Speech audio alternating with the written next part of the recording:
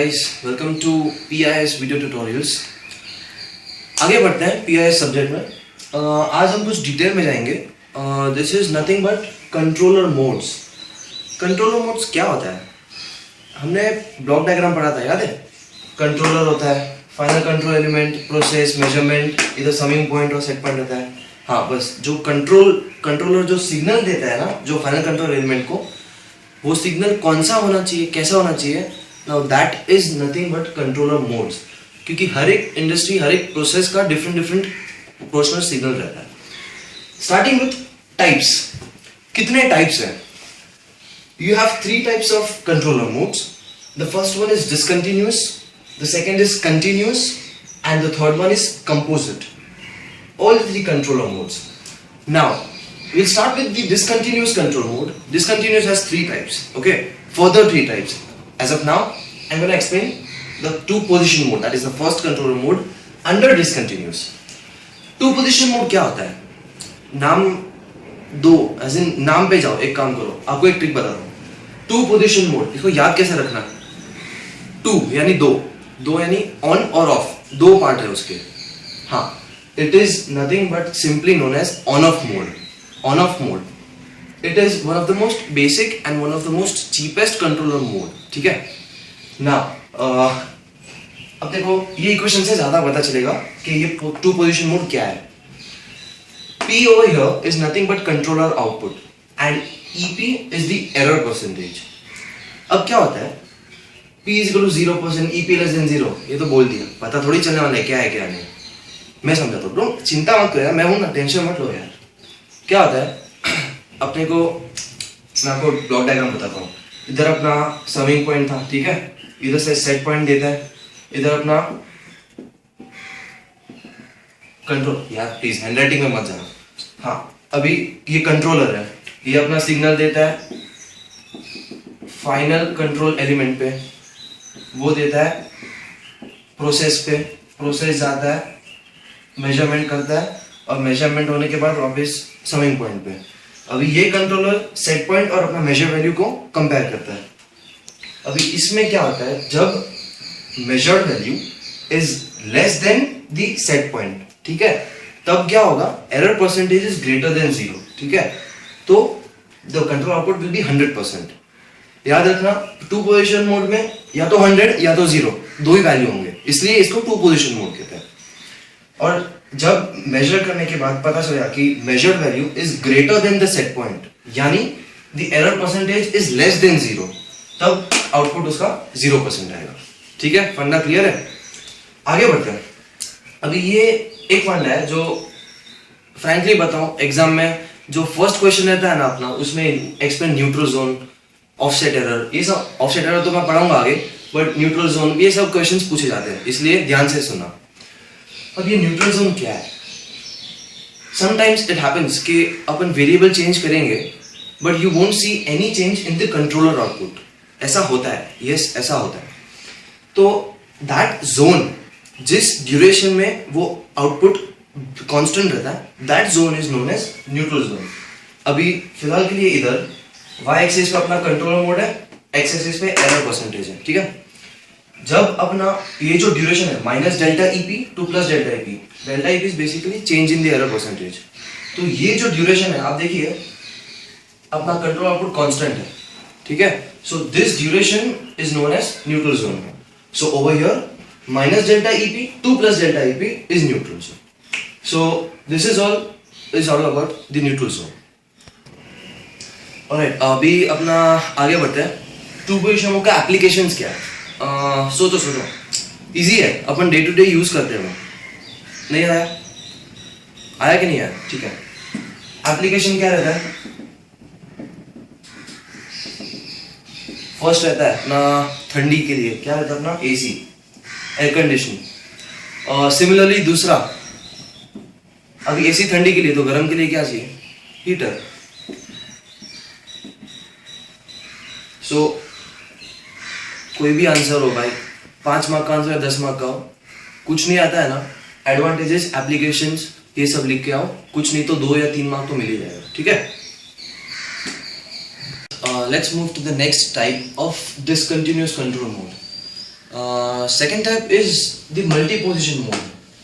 Multi-position mode क्या होता है? It is nothing but the logical extension of the two-position mode. Two-position में क्या था? On या off, दो ही स्टेज होते थे. Multi-position, the name itself as it says multi-position, यानी दो से ज़्यादा कितने भी हो सकते हैं. But as of now, I'll explain you the three-position mode. ठीक है? Three-position mode क्या रहता है? ये देखिए, ग्राफ इधर है. Error percentage x-axis, control output y-axis. इसमें तीन स्टेजेस है. ये stage 0 to 50, 50 to 100 and 100 and above. ठीक है, ये तीन स्टेजेस हैं, इसलिए इसको थ्री पोजीशन मोड बोलते हैं. अभी इस हम डिटरमाइन कैसे करते हैं, उसके लिए एक इक्वेशन है ना. P control output, EP is your error percentage and E1, E minus E1 ये सब एरर सेट लिमिट्स रहता है. ठीक है, ये याद रखना. Now P is said to be 100% when EP यानी error percentage is greater than the positive set limit. अभी 100% कब होगा? जब everything will be perfect. इसलिए when EP is greater than plus E1 यानी positive के भी ऊपर रहेगा तभी. Similarly when P is equal to 50% when minus E1 यानी ये जो minus E1 है और plus E1 है उसके बीच में रहना चाहिए. ध्यान से पढ़ना क्योंकि ये कंट्रोल मोड्स मैंने बोला से 5-5 मार्क के लिए काफी पूछते हैं वो लोग, और डिटेल में ऐसा पूछेंगे कि अपने को पता नहीं चलेगा, पर बाद में पता चल जाएगा. अच्छा ये पेपर आने के बाद पता चलेगा कि अरे अपना तो यही था. ठीक है, ध्यान से सुनना. और P इज इक्वल टू 0% कब होता है? जब EP माइनस E1 से भी कम होता है. E1 plus E1 minus E1 ये सब एरर सेट लिमिट्स हैं, इसमें कुछ हटके कुछ नहीं है. इट इज जस्ट दैट उसमें टू पोजिशन में ऑन ऑफ था, थ्री पोजिशन में 100, 50, 0. ठीक है, अभी मल्टी पोजिशन में कोई भी हो उसका जनरल फॉर्म ये है, P is equal to PI, और उसका कंडीशन है EP should be greater than mod of EI, where EI अपना I इज बेसिकली अपना numbers 1, 2, 3, 4 etcetera etcetera till n. P is equal to PI. अभी PI क्या है? That is your present controller mode value, क्योंकि PI vary करेगा जैसा अपना process है उसके बेसिस पे अपने को डिटरमाइन करना है कि कौन सा प्रोपोर्शनल कंट्रोलर सिग्नल देना है आपने. So that's all for the multi position mode. The next type that is the floating mode control. Floating mode control क्या रहता है? Sometimes what happens is the specific output of the controller is not determined by the error. So what happens is if you know the error is 0, the suppose आपको एक example बताता हूँ. ठीक है, suppose ये 0 लाइन है. ठीक है, तो जब अपना रेट ऑफ कंट्रोल अपना जो आउटपुट रहता है कंट्रोल आउटपुट का, वो जब कम होगा तो एक पर्टिकुलर पोजीशन के बाद वो एक ही आउटपुट दिखाएगा. यानी जब भी हम ये सपोज ये 3 है, ये एग्जाम्पल छोटा सा एग्जाम्पल है लेकिन कंसेप्ट इससे क्लियर होगा आपका. फॉर एग्जाम्पल जब हम टाइम डिक्रीज करेंगे या कोई भी वेरिएबल जैसा भी प्रोसेस रहेगा उसका जो वेरिएबल रहेगा जब डिक्रीज करेंगे तो कंट्रोलर आउटपुट जब 3 के नीचे जाएगा और जब 0 तक पहुंचेगा तो ये ड्यूरेशन में जो भी वैल्यू रहेगा उसका वैल्यू 3 रहेगा. और जब अपना इंक्रीज होगा तो कंट्रोलर आउटपुट जब तक 3 नहीं पहुंचता तब तक कंट्रोलर आउटपुट सेटल ही रहेगा, एक ही जगह पे फ्लोट करेगा. एंड जब ये 3 को क्रॉस करके जब आगे बढ़ेगा that will be the variation in the controller output. अभी इसको हम फ्लोटिंग मोड क्यों बोलते हैं? क्योंकि आप 0 to 3 में कोई भी वेरिएबल लो उसका आपको कंट्रोलर आउटपुट तो ये 3 पोजीशन जो है वो ही दिखाएगा. Basically it floats at that point and it settles at that point, hence it is known as floating mode. Floating mode में दो टाइप्स होते हैं. First one is the single speed mode and the second one is the multiple speed mode. दोनों के equation तो यही है. dp by dt is the rate of change of control output and kf is the rate constant. The difference between single speed and multiple speed is that the rate constant in single speed is fixed, alright, and whereas in multiple speed the rate constant increases as the deviation exceeds certain limit. Now the graph for single speed is over here. ठीक है, rate is this dp by dt minus k 0k and this is error percentage. Minus के to zero में इतना रहेगा, zero to के में इतना रहेगा, ठीक है, ये इतना सिंगल स्पीड का हुआ। मल्टीपल स्पीड में क्या होता है बताओ, मल्टीपल स्पीड में क्या होता है, सेम रेट वर्सेस एरर, ये आया। मल्टीपल स्पीड में क्या रहता है, अभी उसका ग्राफ है ना सीढ़ी जैसा रहेगा, ठीक है, अपना स्टेयरकेस होता है ना वैसा, ये सिंगल स्पीड में रेट कांस्टेंट रहता है, फिक्स्ड रहता है, और मल्टीपल स्पीड में आफ्टर सर्टेन लिमिट एक लिमिट रहता है, वो एक्सीड कर जाएगा, उसके बाद ये ग्राफ मिलेगा। उसके लिए इसको मल्टीपल स्पीड बोलते हैं कि भाई जब ये इवन है, ये E2 है, तो जब इवन पे इसका आउटपुट था K1, ठीक है, तो जब E1 से E2 जाएगा, यानी इधर से लेके इधर जाएगा, तो उसका आउटपुट K1 रहेगा। जब E2 से E3 जाएगा, यानी इधर से इधर जाएगा, that will be your K2। तो इस तरह जैसे जैसे डिविएशन इंक्रीज होगा, कंट्रोलर आउटपुट अकॉर्डिंगली इंक्रीज होते जाएगा। सो टू समराइज, अपना डिसकंटिन्यूअस टाइप्स का 3 है, 2 पोजीशन यानी ऑन ऑफ वाला, मल्टी पोजीशन में 3, 4, 5 कैसे भी हो सकते हैं, लेकिन 3 इज यूजुअली यूज्ड, जिसमें 100%, 50%, 0%, अपना EP greater than E1, EP between minus E1 plus E1 and EP less than E1, वो कंडीशन से याद रखना। एंड फ्लोटिंग मोड में 2 टाइप्स होते हैं, single speed, multiple speed. Single speed अपना कांस्टेंट रहता है, फिक्स्ड, और मल्टीपल स्पीड में स्टेयरकेस आता है। अभी फ्लोटिंग मोड में एप्लीकेशंस देखते हैं। फ्लोटिंग मोड में एप्लीकेशंस कोई पर्टिकुलर नहीं रहता, बट उसमें क्या रहता है, अपने न्यूट्रल जोन पढ़ा था ना, तो जिधर भी न्यूट्रल जोन का कंसेप्ट आएगा ना, उधर फ्लोटिंग मोड का सोचना पड़ेगा कि हाँ भाई ये आ सकता है या नहीं आ सकता है, ये हमको सोचना पड़ेगा, ठीक है। और जब लार्ज प्रोसेस रहता है, तभी हमें साइक्लिंग फैक्टर रहता है ना, उसको मद्देनजर रखते हुए हमें देखना पड़ेगा कि फ्लोटिंग मोड इधर यूज होगा या नहीं होगा। So that's all with the floating mode control. Alright guys, next move on to the next type of controller modes. The second type is the continuous control mode. Alright, now continuous, now it is further classified into 3 types: the proportional, the integral, and the derivative, as you can see over here. Alright, now let's look at the proportional control mode. Proportional control mode is nothing but the variation of error percent from 0 to 100%. Now it is explained by the equation P is equal to Kp EP plus P0. Over here P is the controller output, Kp is your proportional gain, EP is your error percentage, and P0 is your controller output with 0 error. Now the proportional controller is basically simple, and it has linear relationship between the error and the control output. There exists a linear relationship between the error and the control output. Now, the only disadvantage about the proportional controller is that it has an offset error. Now, what is offset error? क्या होता है ये? सोचना पड़ेगा नहीं? यह सोचने का काम मैं करता हूँ, तुम बस पढ़ाई करो. Okay, offset error. Suppose the required condition is fulfilled at with zero error. अभी required condition क्या है? अपने को error 0 रखना है. तो for P old, that is at a particular position of control output, you get 0 error. Now, if the input value, that is your load, changes, then you need to bring back the error conditions. That is, you need to bring the error to 0 level. But it is not achieved. Hence, system provides a permanent offset compromisable controller mode. Alright, that is P new. At this value, you get the error as 0. So the duration that you see over here, now that is known as the offset error, which the system provides. Alright. So summing up with the proportional mode, the advantages are simple and linear. As I said, linear relationship existence between the error percentage and the controller output. Disadvantage is the offset error, as I explained now. Now settings क्या होता है? जब अपने को चाहिए कि proportional control mode या कोई भी control mode should give its best output.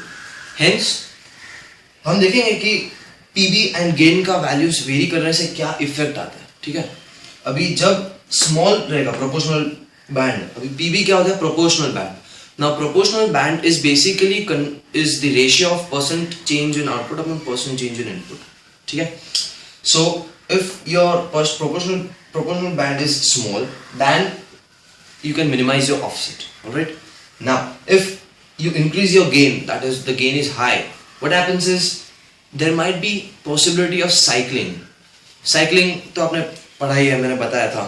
ठीक है? और अगर आप लार्ज करते हैं प्रोपोर्शनल बैंड का वैल्यू तो you receive a large offset. Hence from this you can derive that there exists direct proportional relationship between the PV and the offset. Small PV था, ऑफसेट मिनिमाइज हुआ. Large PV है, offset ज्यादा हो गया. ठीक है?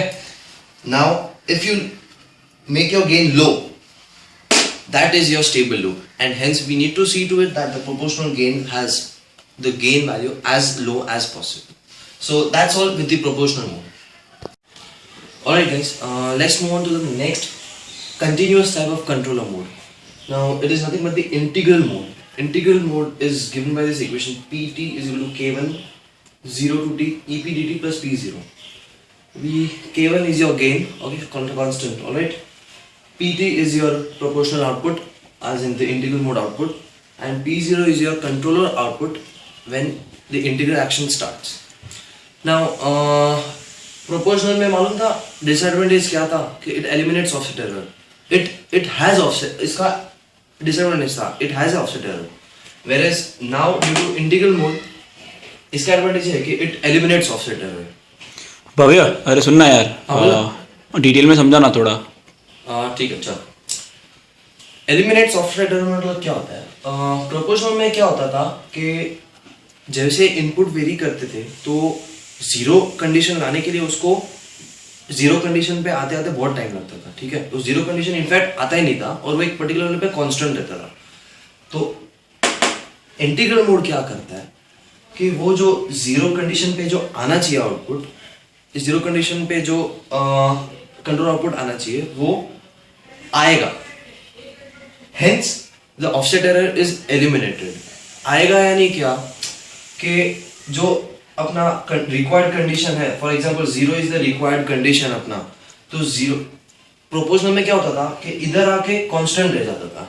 एक पर्टिकुलर सपोज इधर 4 है तो इधर आके कांस्टेंट रहता था. बट इसमें क्या करता है, ये एलिमिनेट करता है और it brings to 0. ठीक है? and hence this is eliminated, the offset error is eliminated. ठीक है? समझा ना? हाँ. so इसके दो डिसएडवांटेजेस हैं. एक तो पॉसिबल ओवरशूट एंड दूसरा रीसेट वाइंड अप. भी रीसेट वाइंड अप क्या होता है? एक कंसेप्ट है. कंसेप्ट बोले तो क्या कि अपना जो डिजायर्ड आउटपुट है, तो ये कंडीशन में क्या होता है, जो डिजायर्ड आउटपुट है वो नहीं आता. मतलब the desired output is driven from its original output, and that condition is reset wind up. Now reset wind up में दो पोजीशन बोलो, स्टेट बोलो, जो भी बोलो यार, दो चीज होती है. First is your startup and second is your shutdown. तो पहले देखते हैं शटडाउन में क्या होता है. अभी शटडाउन कंडीशन क्या रहता है कि कंट्रोलर आउटपुट वेरी होगा, बट देन अपने को अगर कांस्टेंट चाहिए, लेकिन शटडाउन में क्या होगा, there is the process variable may be 0 but the set point remains unchanged, and hence in that it goes to an extreme point.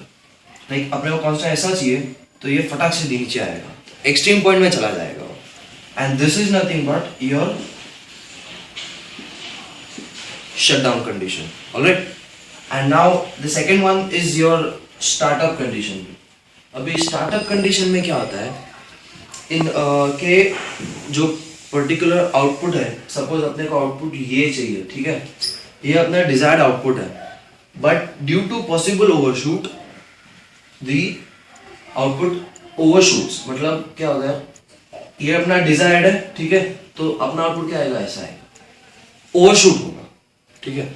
So for this, for overshoot का limitation there is some arrangement बोलो या जो भी बोलो, हम इसको eliminate कर सकते हैं. कैसे? Anti reset wind up. ये एक मशीन होता है, ठीक है, जो इस पॉसिबल ओवरशूट को कम करेगा, and it will see to it that the desired output is matched with the startup output. मतलब क्या, अपना ये डिजायर्ड है, ये अपना ओवरशूट है, तो जो anti reset wind up machine रहेगा, it will see to it that the output is this, it is almost to that, and hence it limitise the possible overshoot. अभी रीसेट वाइंड अप ऐसा है ना कि error है, अपने को zero तो लाना है, ठीक है, बट जीरो आते आते ना उसको साल लग जाते हैं. ये इंटीग्रल मोड का सबसे बड़ा डिसएडवांटेज है, ठीक है, ये याद रखना. Integral mode brings the control output to zero condition, zero error to be more specific, but वो आते आते ना उसको बहुत टाइम लगता है. सिंपल लैंग्वेज में मैं इतना ही बोलूँगा कि उसको बहुत टाइम लगता है, ठीक है. बाकी तो नोट्स हैं, पढ़ लेना है यार, ठीक है. सो इंटीग्रल मोड में हो गया, ये इक्वेशन है उसका. Advantages eliminates offset error, disadvantage reset wind up and possible overshoot.